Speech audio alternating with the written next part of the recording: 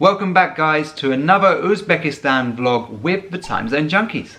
I am Marlin, and as many of you already know, this is my husband Alex, and in today's vlog we are in the ancient Silk Road city of Samarkand.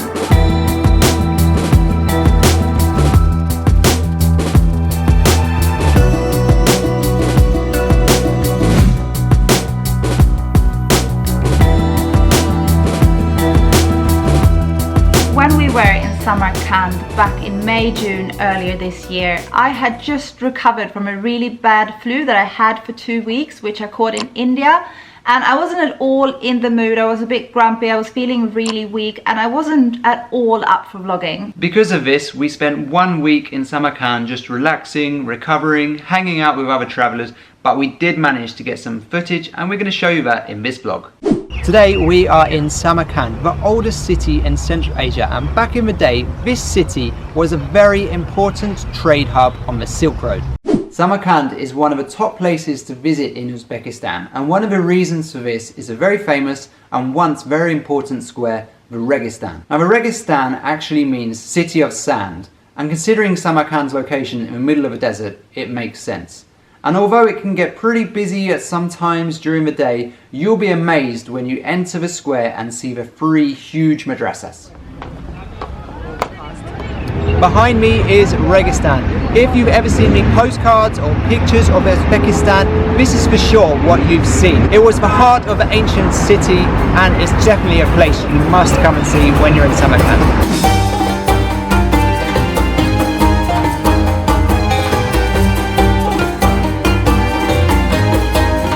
Like Alex said up there, this is a must-see when you come to Samarkand. Probably the most important thing to see when you come here. However, it costs 40,000 som per person, which is nearly $5. And there are loads of sites in Samarkand, and they all charge money for foreign visitors to go inside. So we have decided today to just enjoy these beautiful buildings from the outside, just like we very often do.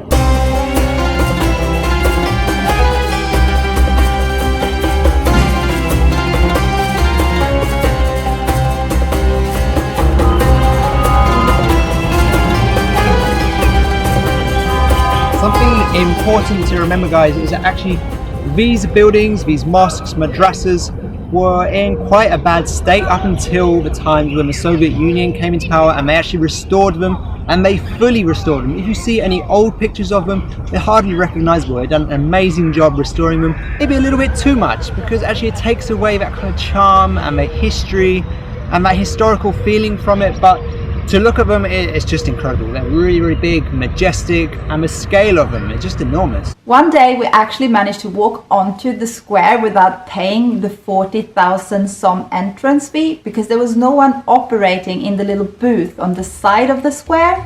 And this was really great because we managed to get some really nice close-up shots of the 3 madrasas.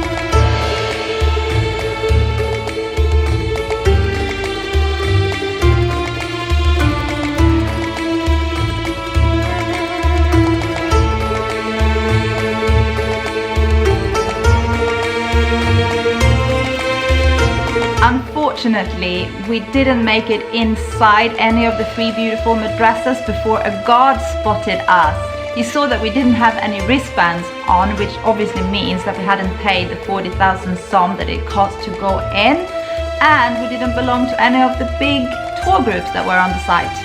So obviously we had to leave, but before we left, the guard offered us a lower price than the 40,000 som and a tour up to one of the minarets, but we kindly declined. Yeah. I mean, obviously that was going to go straight into his pockets, but for us that wasn't the reason we didn't pay the money. We actually didn't have the 40,000 som to be inside of the Registan. Another place we didn't go inside but got to admire from the outside was the Bibi-Khanym Mosque, which apparently once was the biggest mosque in the world.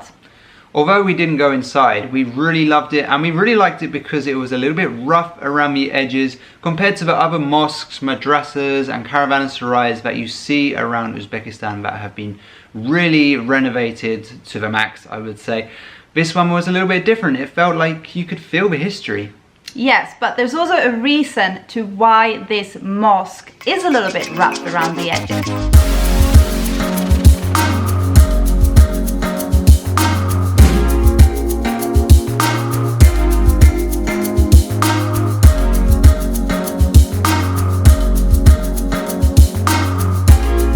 apparently, since the opening of the mosque in 1404, it's been falling apart due to structural issues, and it didn't get any better after an earthquake in the 19th century. And then in 1970 it actually went under a process of renovation, but it's still an ongoing project because they just keep having problems with it. I guess that's not really good, but as Alex said earlier, it gives you a little bit more of a real feel of what the mosque would have looked like back then, because obviously it would only be in this like perfect new state in the first years, I would imagine.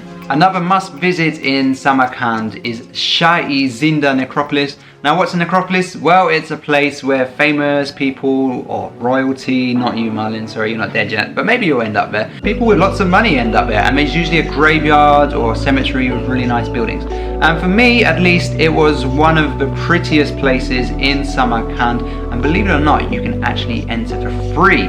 Now don't tell anyone about this guys, it's a bit of a secret, a bit of know-how, but you can enter from the back through the neighbouring cemetery. Now, I wasn't very keen on sneaking into a fully operating tourist attraction. I'm a little bit of a wimp when it comes to those things, but Alex here, he really wanted to, and we had read online that the best time of the day to do that was in the afternoon when there are not many people around. And it's turned out to be really easy. What do you need to do? You just hopped over this waist-height fence and down some steps, and then you were in. Really, really easy actually. Almost too easy.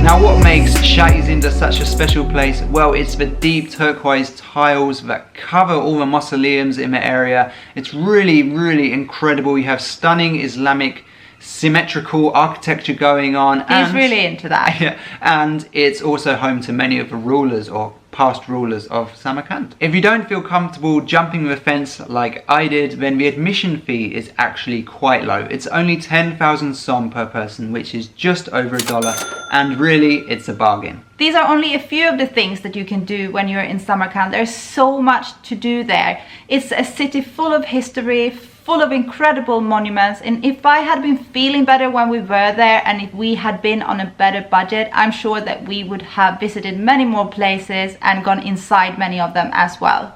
However, we were very lucky on one of the nights we were staying in Samarkand, because there was a special light show put on at the Registan, and it doesn't happen very often, so we were super lucky to see this. And now you guys get to see it as well.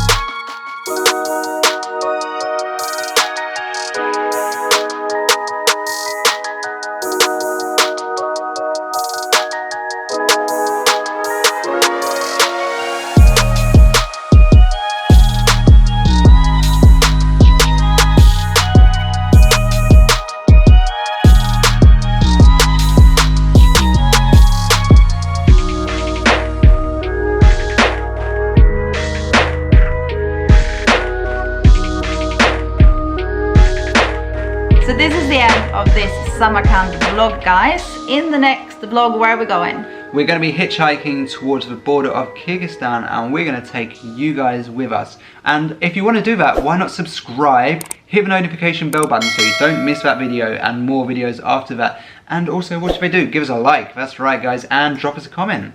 Yes, drop us a comment below. Tell us what you think of Samarkand. Do you like your monuments a little bit rough around the edges, or do you prefer these perfectly restored buildings like the ones in the Registan that you saw in this video? Let us know in the comments below. And yeah, head over to our Patreon page. If you're feeling a little bit generous, you can donate a few dollars a month to us to keep us on the road. This is all linked to below, it's linked to at the end of the video, and we're just gonna say thanks a lot for watching, guys, from the bottom of our hearts, and see you in the next one. See ya. Bye!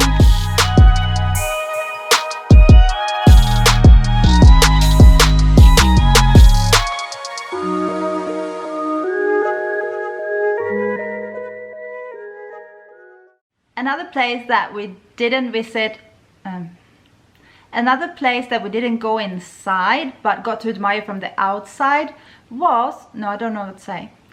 Another place we didn't go inside but got to admire from the outside was Bibi-Khanym, no, I don't know how to say it.